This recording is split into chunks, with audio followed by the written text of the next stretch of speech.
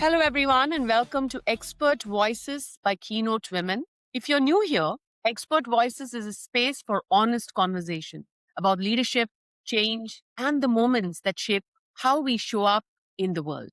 It's part of the KeyNote Women Speakers, a global volunteer led network of speakers created to bring more diverse voices onto stages and into conversations like this one. I'm Anupama Murali.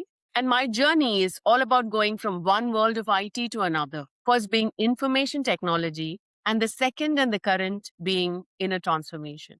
With me today is my friend Kit Lim, who is an OD practitioner and a researcher. He calls herself unorthodox. We're going to have a good time talking about change because today's episode is called Built to Change. So with that, over to you, Kit.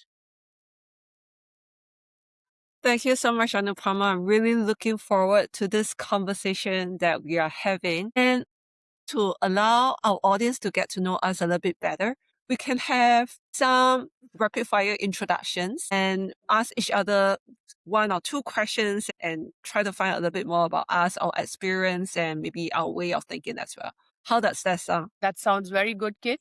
So what do you have in mind today? Yes. I would like to ask you this. What is one thing about you that surprises people once they get to know you? What would that be? I think the answer would be that I'm actually more humorous than most people think about me. There's a funny bone in me that nobody has seen, or at least very few people have seen. I think that's what would surprise them. How about you? I think for me, a lot of people think I'm a very serious person. And especially sometimes when I'm deep in thoughts and I'm focusing on something, I think I have that phase where people will be thinking that, oh, wow, she's so serious. But I'm not. I'm actually by default quite playful, more so than my kids sometimes. So I think that's something that I hear quite often from people once they get to know me better, which is, oh, I thought you are a very serious person. There is this word, I think, which is a serious play. Serious and playful at the same time. But you get to see, one or the other, or maybe sometimes both together is what I'm taking away. I like that. When I hear it from the first time, I thought it was kind of like an oxymoron. But now thinking about it, I think what you say actually makes sense. Yeah. All right. So we both then share that seriousness that most people see in us. Maybe that's because of the work we do and the passion we have. Yeah, probably. And made me very curious. What was your childhood ambition? What do you imagine becoming when you were So young? you asked me that question, my mind just went back to a time where I used to sort of imagine a class in front of me and I used to teach a class whenever I had to study whatever subjects I was doing. The only way it made sense to me is if I imagined a class and I was writing on a blackboard. I think for a very long time, I sort of unconsciously wanted to become a teacher. I wouldn't say I'm a teacher, but someone who is, in the space of facilitation. So maybe, yeah, I experienced that. How about you? I love how you're manifesting what you think you were going to do in that sense. How amazing. Yeah, for me, honestly speaking, I can't really remember what that might have been when I was before 12. I think it might have been one of those lawyers, doctors, but I have a very blurry memory of whether that is my aspirations or what my parents aspired me to be.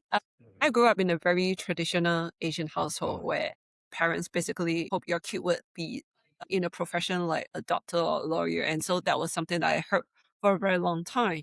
But I remember when I was back in secondary school, the teachers in class asked us to share what our ambition was.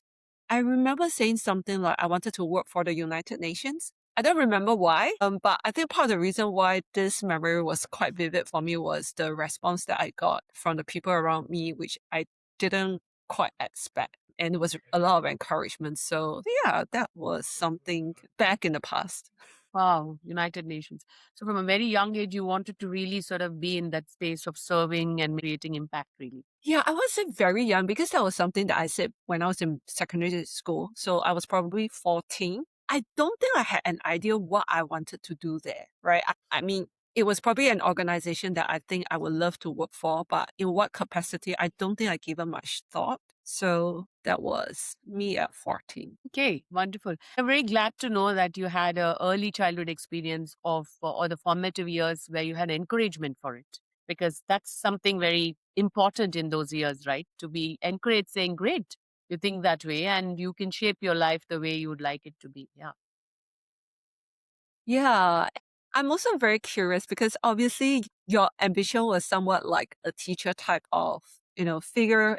And now you are in the space of facilitation and all this great work that you're doing right now. So if your current life had a title, right? If this chapter in your life, there is a title associated with it, what would that be? Wow. If my current life was captured in a book and there was a chapter title, I think the best one would be "The Only Way Out is the Way In." I love that. How did that land for you? Only way out is the way in. I love that. I mean, it's definitely one of those things where I cannot respond instantaneously to because I have to stop, pause, and think about what you just said. Yeah. And I every think it time I means a say lot. it, the phrase is something that I have been going back to, and it helps me remind myself that when the mind is going outward to resolve things, the only way out is the way in. So, yeah. Yeah, I really love that. I really love that. What Yeah. would you say if I asked you what would be that chapter title? Because I'm very curious. I think if I were to describe it would probably be something along the lines of in between spaces. I feel like I'm on this exploratory mode right now in conversations with different groups of people in different rooms where different conversations are happening.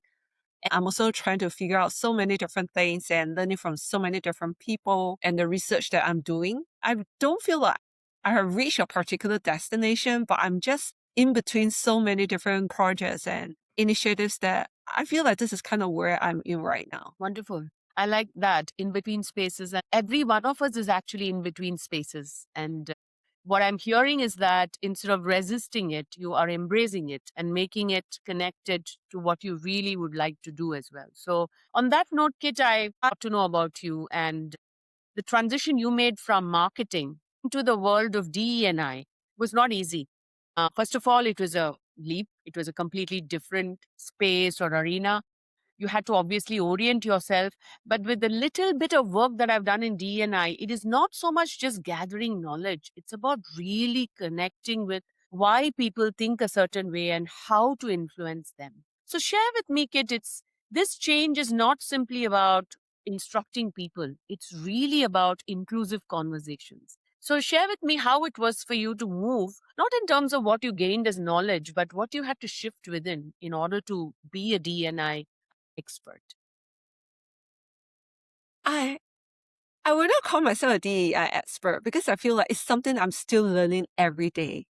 The information that is fascinating, right? What's out there versus what's also evolving continuously. And it's not easy to keep up as well. I think to reflect on your question, I think a lot has got to do with mindset, right? Like you mentioned, my previous role was so different. I was more of Hmm. a customer facing, and now I'm doing DEI, which is very different in the sense that the work that I do, the sort of thinking that I need to have and embrace, the stakeholders that I need to engage. I feel that fundamentally a huge part of this change that I needed to navigate was actually my mindset. How do I need to show up now? Do I need to show up differently? And how do I want to present myself? Where do I get my information from? Who are the people? And how do I present my vulnerabilities? Especially since this was more of a mid-career switch for me. And it's not like I've been doing this work for 10 years. And there's definitely a certain lack of confidence and imposter syndrome that comes with it. So I do feel like the mindset piece is the very important reframing that we need to have when it first comes to navigating change. Hmm. And because we are talking about built to change, what would you say specifically was shift you had to make in your mindset to be able to be more effective as a DNI facilitator? Yeah. I think for me, it's really a lot about self-awareness, Mm-hmm. right? Which is really in relation to who you are. Who's your inner core? What's your values? What's your belief system? Um, and also understanding what your strengths are. So there's a lot of mapping of self around that. And this is actually something that I'm very interested to hear from you as well because of the work that you are doing in this space and how you're navigating leaders through all this. Does what I say resonate, or what will you add more to that as well? Hmm. So, at the center of the change is the person related to the change. So, my interest in this started because during my years in tech transformation, where I'm looking at new systems and new processes, I noticed that there was a gap between how energetic I was showing up and how I was actually feeling within. And that gap really not only made me exhausted, but also edgy. So I got very curious about the gap and that distortion that I was experiencing during the tech transformation years, right? So I'm actually working on transformation and I could notice that I have a gap that I need to transform as well. So it all sort of brought me into this, like I said, the only way out is the way in, to really see what is it that causes that sense of distortion for me and why is there a gap between how I'm experiencing life outside and within. So I would say simply, if leaders are able to connect with themselves deeply, then they are able to kind of figure out what is it that they need to do in service of what is needed outside. Because otherwise, if that gap continues to exist, right, it exhausts you. So what is needed of you is not what you can offer, for example, simply the supply and demand. Then you're exhausted, you're edgy. But if you can figure out what is asked of me or what is requested of me outside, I think then it becomes a little bit more, I wouldn't say effortless, I would say more enjoyable. Process is more enjoyable because you're all the time sort of figuring out what do I need to do now to be able to, like you said earlier, um, how do I approach this differently? And it is not just a technique outside, it's not something external, but it's also the shift internally. I'm also very curious to hear, based on the work that you have done with all these leaders and the conversations that you have had with them, right? Were there any common themes about what might have caused that gap? Mm. The way I see the world and the way I see situations, which you already mentioned as my beliefs. I Mm. work a certain way because I believe that is what is the right way. And most of the times, or in fact, just this week earlier, I was in Vietnam for a leadership intervention. And there as well, it was really about why people are not transforming is because of how they see the world, which is their own orientation of their life and how they see others. If you can simply ask the question, what may be not effective about the way I'm seeing the world? Because I'm led by my beliefs. So, in leadership, really sort of being curious about my biases and beliefs continuously, right? Because I would say that it's a lifelong journey because you will never be able to unpeel everything. If I would look at how I work with leaders, is really using discomfort as data. So if there is some discomfort, like something comes up for me when I'm going to approach you, and what you say brings up a certain energy in me, being very curious about that discomfort. Yeah. Because then I can use that as data to see, okay, what is my belief today? And is that serving the situation? So I've started asking questions differently, Kit, instead of saying, is it right or wrong, or is it bad or good? It's more like, how is it serving me to be more effective? Or how am I being in service of others? Because there, the whole switch happens actually. I really like what you said earlier about the engagement with the discomfort, because I think that's probably something that we as a species are not really good at. I Yeah. think research has also shown that we love predictability, we enjoy stability, right? Anything that is outside our comfort zone, there's an avoidance towards that. And obviously for different people, that avoidance level differs, right? But generally, we do not really like engaging with discomfort. So how do we build up that propensity or that capacity to deal with that? is that where resilience comes in, right? Does it mean that if I have higher resilience towards something, it means that I can actually engage with discomfort better? Is that how we actually define these two? Hmm.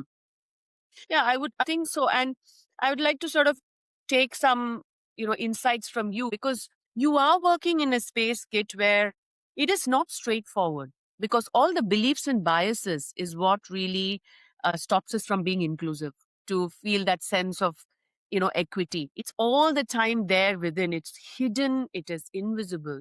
So what would you say has really worked?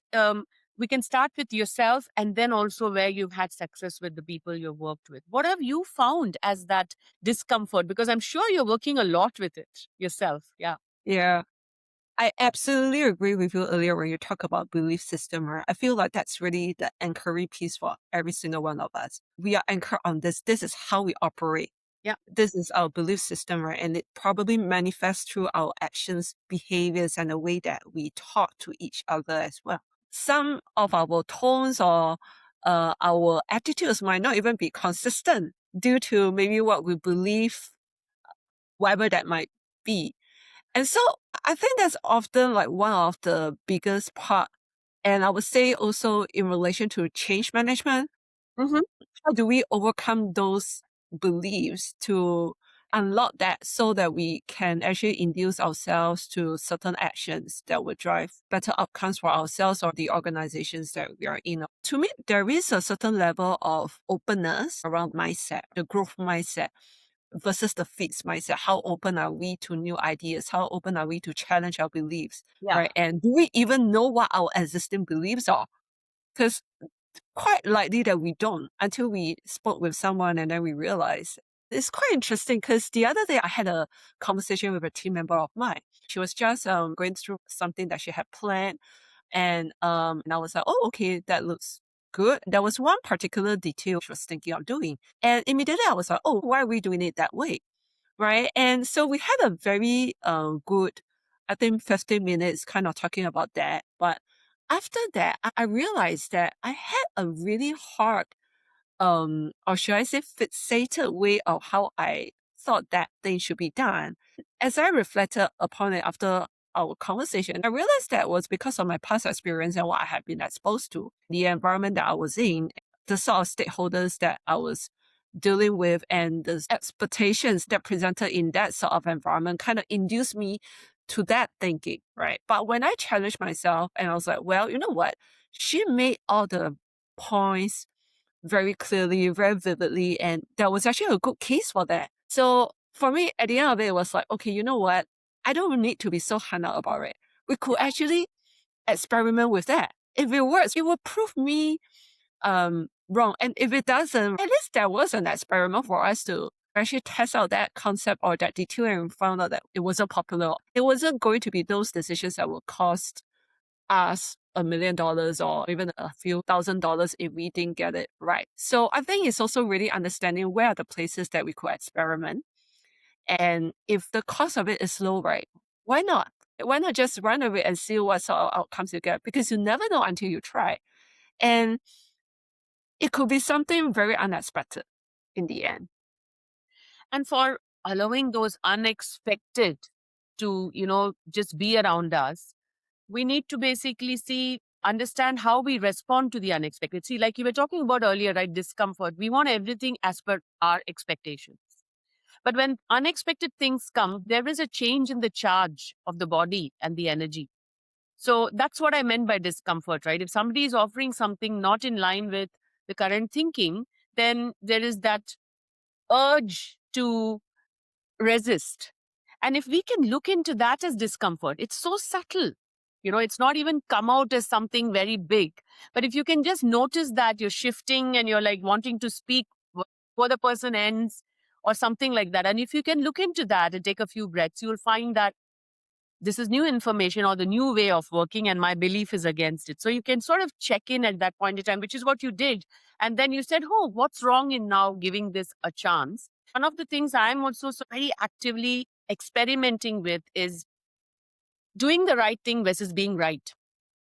Because when we go into this being right mode, that's when you can notice the discomfort starting to present itself. either as urge to speak or going very quiet and even ignoring the scenario.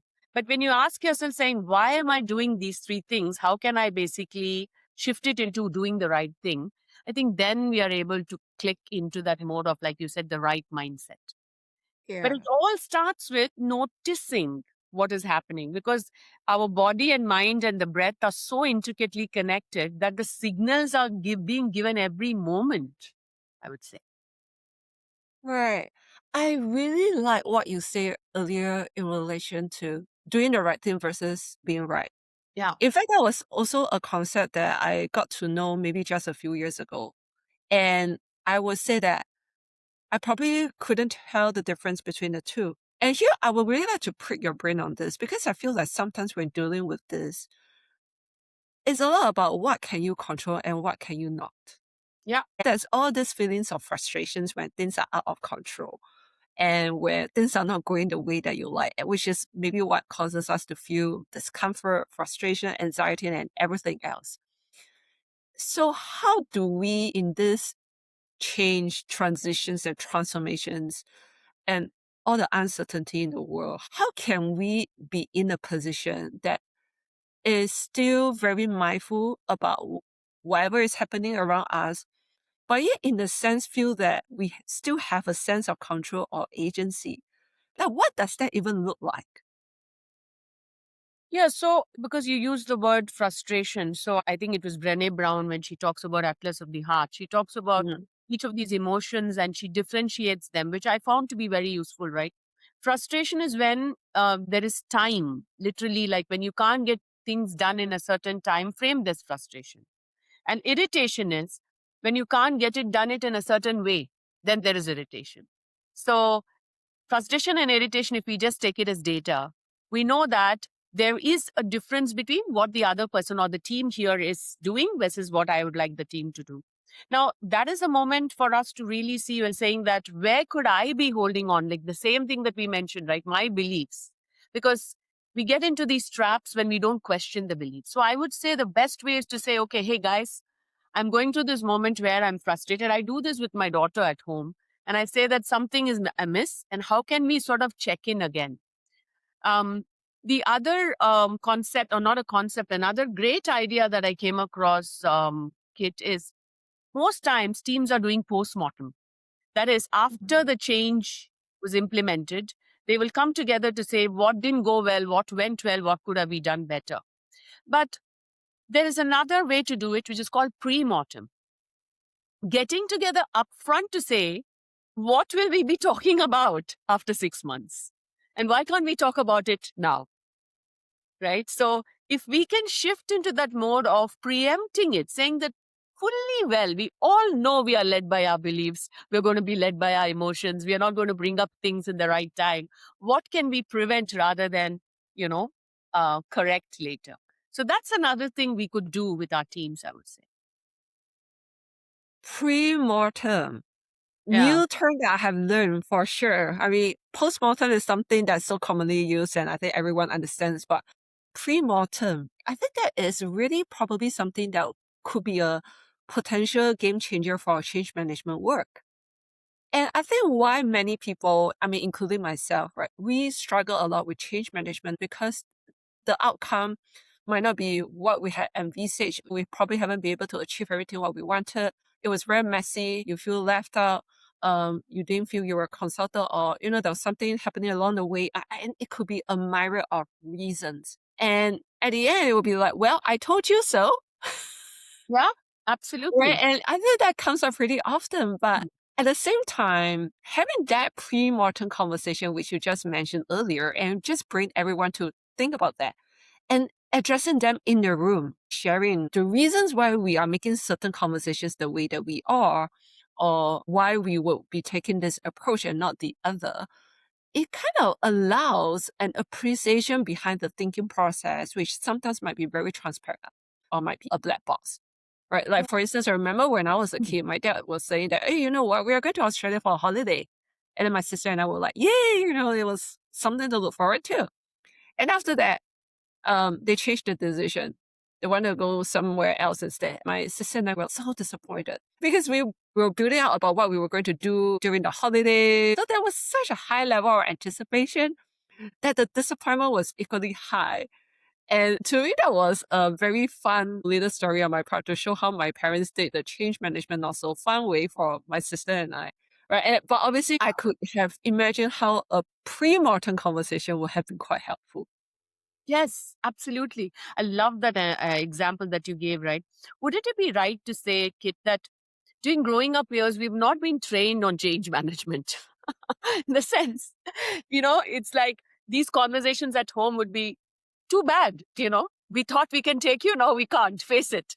But we're not really sort of trained to have these conversations. Why not even have it at home? I'm taking that away as I'm talking to you, saying that why not have active conversations on how to basically deal with expectations not being met?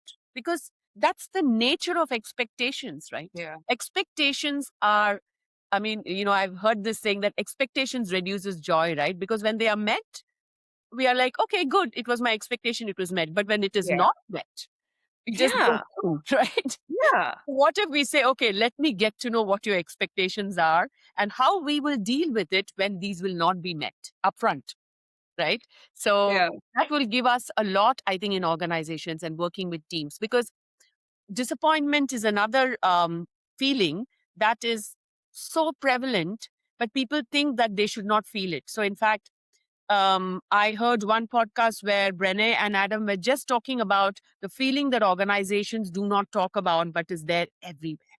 Yeah. Yeah. I think that is so spot on earlier when you were talking about the feelings of frustration. And I really love the book Atlas of the Heart because I felt like it was such a detailed explanation of all the different sort of emotions. Yeah.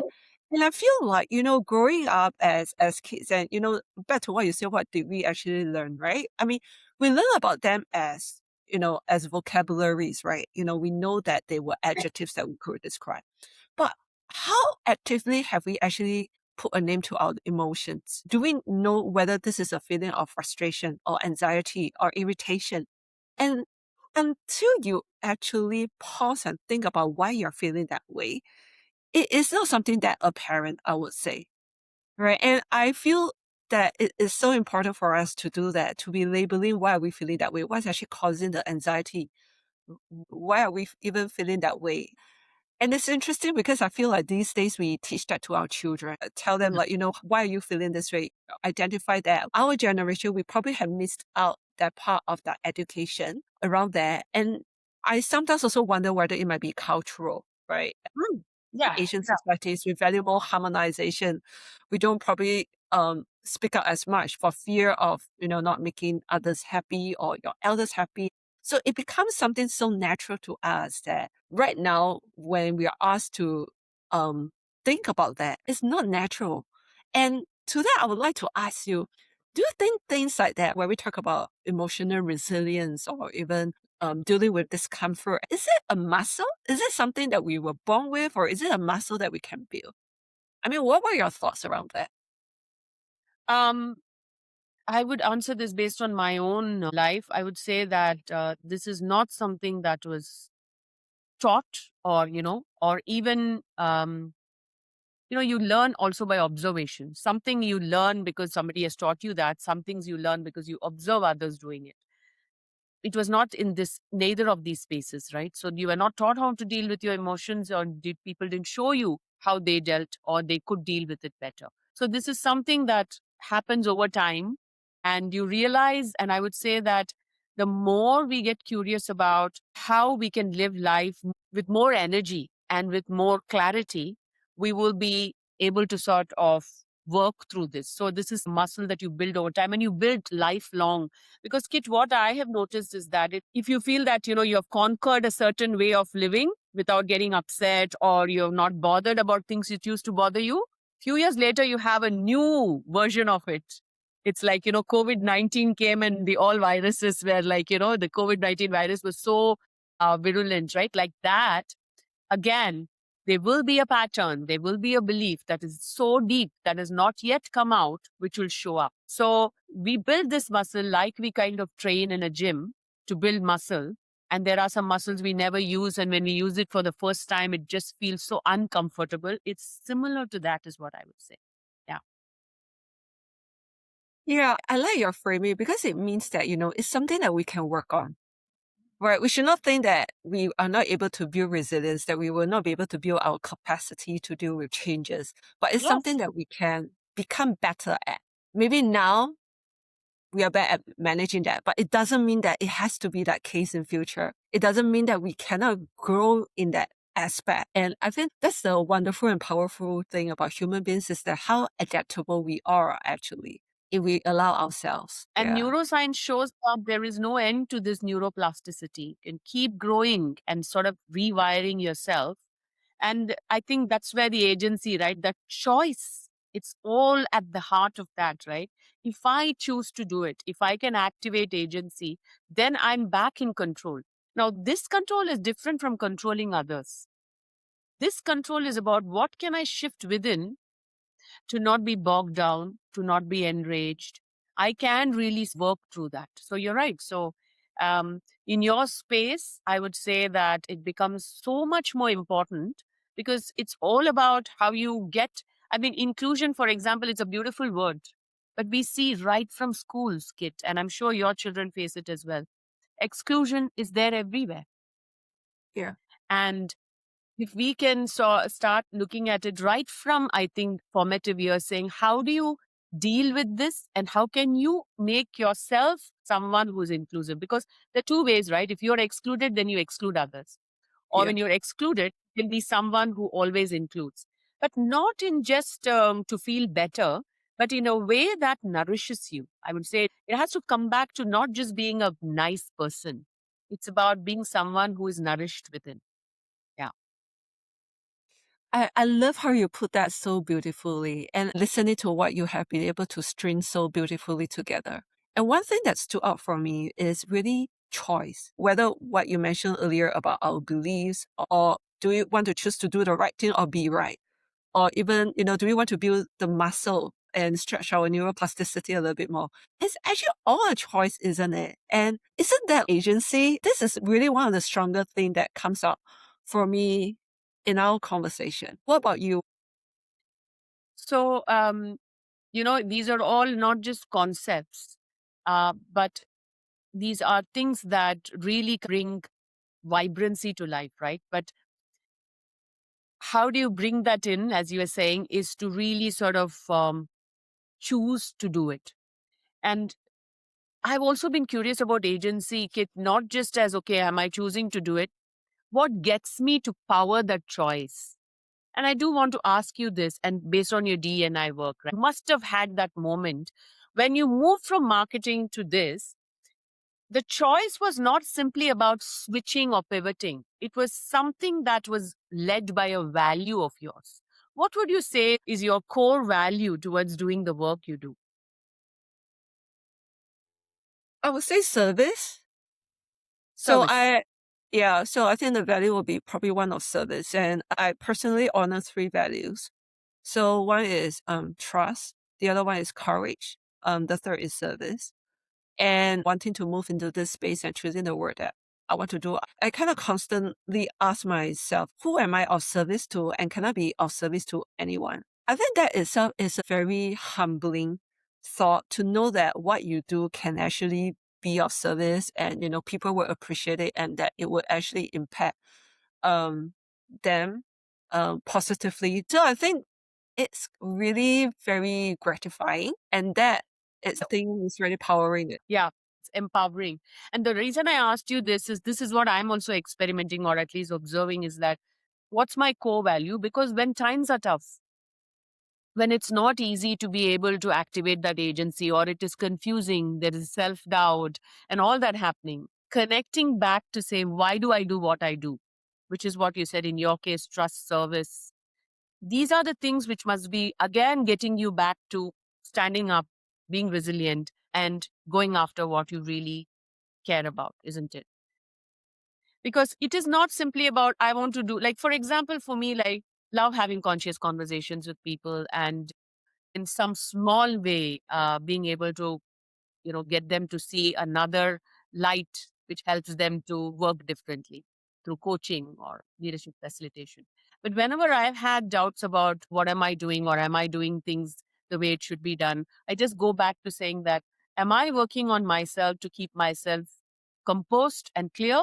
Am I being of service to the other person in the real sense? These are the only two things that I go back to. And the answer to that is yes, I feel powerful again. All the doubts just go away. So, would say value led agency, Kit, is what I think we are drawing from today's conversation, right? It's agency, but it is powered by the values. This conversation is filled with so much golden nuggets and, things for us to think about. And I'm also very curious, Anupama, your journey and the work that you have been doing and being in the transformation space previously and everything else, and now leading to what you're doing right now. And if you were to meet your younger self, what do you think should be more surprised about you about yeah. Yeah. I feel like the typical pointing of the finger, right? My younger self would be very surprised that I'm not so much focused on what is pointing. I'm more focused on the three fingers pointing towards me. Because there are moments, and I think I read it about you as well, that reset, right? It's not that it's all hunky dory. There are Yeah. moments when you feel, something riles you up or something brings you down. But that reset time, if you can see, my younger self, I think, would be surprised to see that previously I was just focused on it's all because of you that I feel this way. To now turning it inward to say, okay, what am I, or what do I believe in? What am I doing? What is my charge of my body? What's the emotion I'm carrying? And then inquiring into that. That's what I would say is the difference. And how about you? What would your younger self be surprised to see? I think knowing my younger self, I'm someone who is a little bit timid, and somewhat have a very traditional way of thinking of things. I think I would be very surprised of how much of a disruptor I am today. But again, I think that's a journey, and that's kind of, to the point that you made earlier, it's kind of that how it's anchored on our values and our beliefs. These things change along the way because of our life experience, the people we've met along the way. So yeah, I think she would be quite surprised if she were to hear me say some of the things I'm saying now. And that matches with the unorthodox person that we described you as at the start, I guess. Wonderful. So, if there was one more thing that we can offer to the listeners, what would be a question we should leave them with?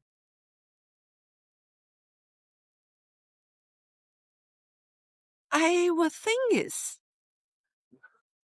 a question that I would think is that, and that's something that I ask myself as well, is that what are you still learning about yourself? And I feel like we are a work in progress, right? We are always in transition between different things because there's always change in our lives.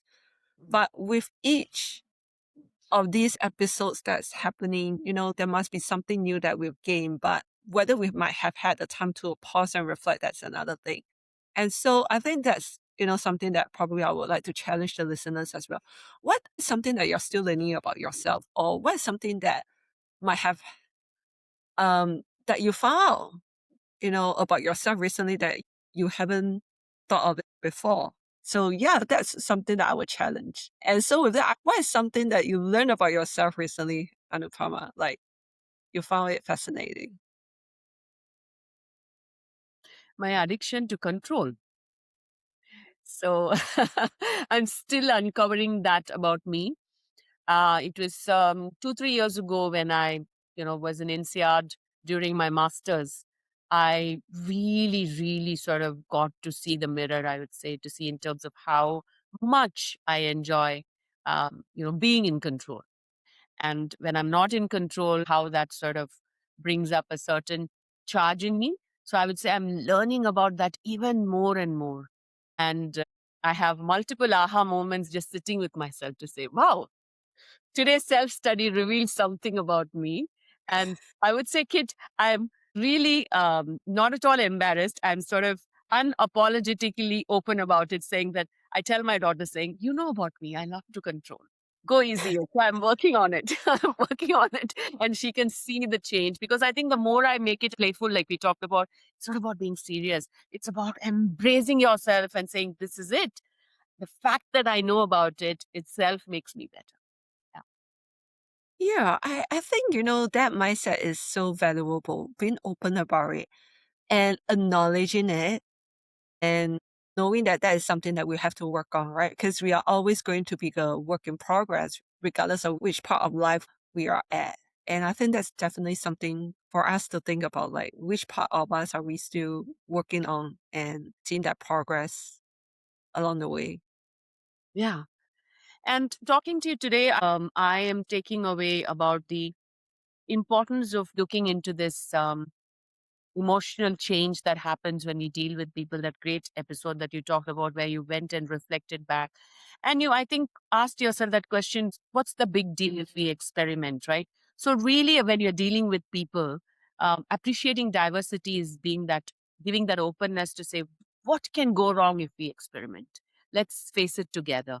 So I think that's really what I'm taking away as something that I will do more of.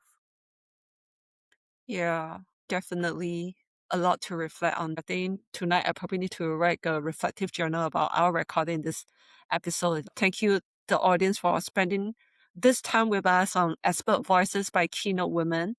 And these are the kind of conversations that we believe matters, not because they have all the answers, but because we invite reflection, curiosity, and connection. And if something in this conversation resonated with you, we would love for you to share it with others, be it a colleague, a friend, or someone whom you think might need to hear right now. To find out more about Anupama or myself and explore more voices on the Keynote Women community, head to keynotewomen.com or feel free to reach out to us on LinkedIn. And thank you so much for listening. We'll see you next time as we keep reimagining leadership together. Thank you. Thank you.